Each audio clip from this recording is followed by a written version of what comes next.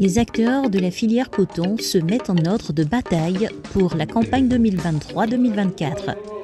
À l'entame des semis de la campagne 2023-2024, le Conseil du coton et de l'anacarde et Intercoton, organisation interprofessionnelle agricole de la filière coton de Côte d'Ivoire, ont organisé du 5 au 9 juin 2023 une mission de sensibilisation et de remobilisation des producteurs.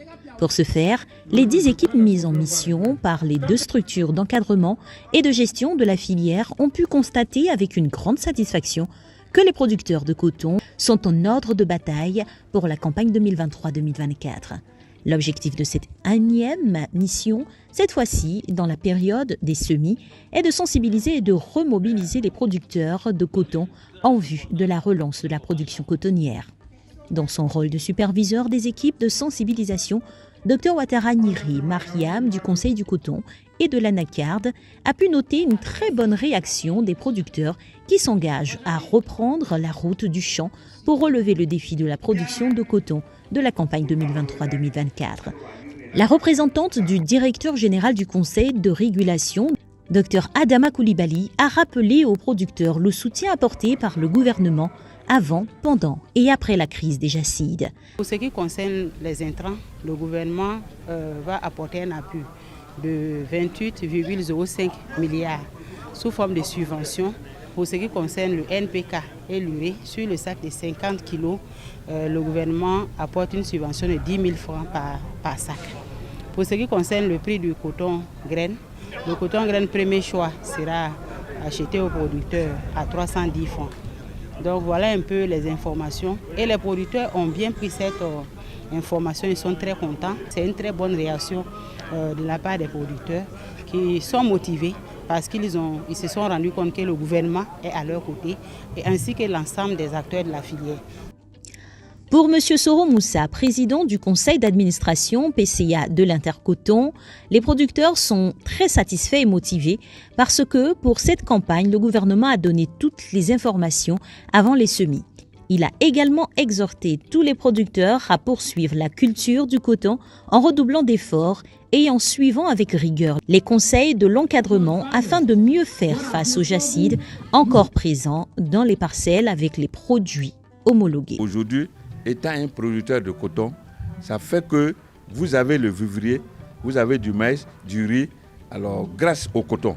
Parce qu'on vous donne les engrais pour le maïs et pour le riz. Mais ne pas être producteur de coton, vous ne pouvez pas avoir ça. Il faut aller payer sur le marché. Et si vous n'avez pas les moyens, vous ne pouvez pas avoir. Vous faites 10 tonnes, ça, à la vente, vous avez 3 millions, vous avez 3 millions et 100 000 francs. Et après le remboursement, vous avez quelque chose. Donc vous avez cet argent pour faire autre chose en dehors de la nourriture. Mais si vous ne faites pas le coton, vous serez obligé de payer cette nourriture-là et payer aussi l'engrais pour aller mettre dans le vivrier. Des exhortations soutenues par le sous-préfet de Gbon, satisfait de la réaction des producteurs. Oui, on a vu la réaction des parents producteurs dans la salle.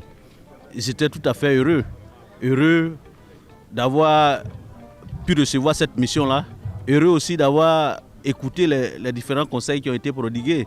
Et je suis certain que ce message est bien passé et les parents vont appliquer ces méthodes-là pour que nous puissions avoir une très bonne production.